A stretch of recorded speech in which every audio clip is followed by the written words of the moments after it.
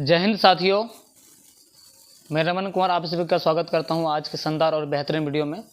तो आज की वीडियो में हम लोग बात करने वाले हैं जेब और अजेब के बारे में, क्योंकि पिछले वीडियो हम लोग देख लिए थे संसाधन क्या है, किसे कहते हैं, उसके मुख्य भेद देखे थे और संसाधन का वर्गीकरण देखे थे।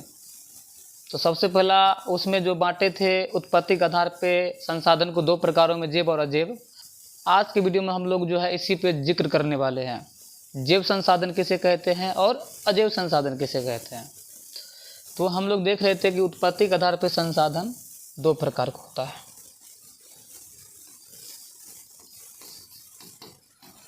उत्पत्ति के आधार पर संसाधन दो प्रकार के होते हैं। पहला क्या होते हैं? पहला जेब संसाधन, दूसरा अजेब संसाधन। तो आज के वीडियो में जो है हम लोग जेब और अजेब को ही समझने वाले हैं और एकदम जो है हम इमेज के माध्यम से आपको समझाएंगे, जो कि एकदम आपके माइंड में ही घुस जाएगा। ये जेब किसे कहते हैं, अजेब किसे कहते हैं, तो हम लोग आज की वीडियो में समझने वाले हैं। सबसे पहले हम लोग समझेंगे जेब संसाधन, उसके बाद समझेंगे अजेब संसाधन। चलिए सबसे पहले समझते हैं जेब संसाधन किसे कहते हैं, उसके बाद हम लोग समझेंगे अजेब संसाधन किसे कहते हैं।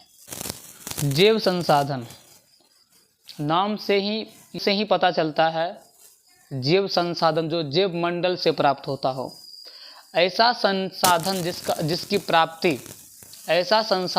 प्राप्ति जेब मंडल से होता हो, उसे हम लोग कहते हैं जेब संसाधन। आप देख सकते हैं ये पृथ्वी में जो है, अगर आप लोग देखिएगा कई मंडल होते हैं। सबसे पहले हम बात करते हैं जेब मंडल के बारे में। और जेब मंडल में विभिन्न प्रकार के जो है वनस्पतियां आते हैं, विभिन्न प्रकार के समुदाय आते हैं। जैसे मेढक देख सकते हैं आप, पेड़ पौधा देख सकते हैं और कोशिका शैवाल देख सकते हैं, कई प्रकार के जीव जंतु देख सकते हैं। जैसे यहाँ पे हम लोग देखेंगे, जैसे यहाँ पे आप पेड़ पौधा, कई प्रकार के जानवर देख सकते हैं यहाँ पे। और उसके बाद जो है यहाँ ऐसे संसाधन जिसमें जीव हो, सजीव का सारा लक्षण जो है उसमें मौजूद हो, उसे हम लोग कहते हैं जेब संसाधन। ऐसे संसाधन जो जेब मंडल से प्राप्त हो, जिसमें सजीव का सारा लक्षण मौजूद हो, ऐसे संसाधन को हम लोग क्या कहते हैं? जेब संसाधन कहते हैं। जैसे यहाँ पे हरे पेड़ पौधा देख सकते हैं, हाथी देख सकते हैं, कई प्रकार विभिन्न प्रकार के जीव जंतु आप देख सकते हैं।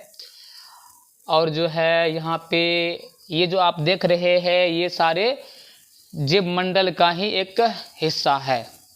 तो जेब मंडल के अंतर्गत जितना भी संसाधन आते हैं, वो सारे संसाधन कहलाते हैं जेब संसाधन। या जैसे पेड़ पौधा हो, जीव जंतु हो, या कोई भी सजीव हो जो जेब मंडल में आते हैं, वो सारे जो है जेब संसाधन कहलाएंगे। ठीक है।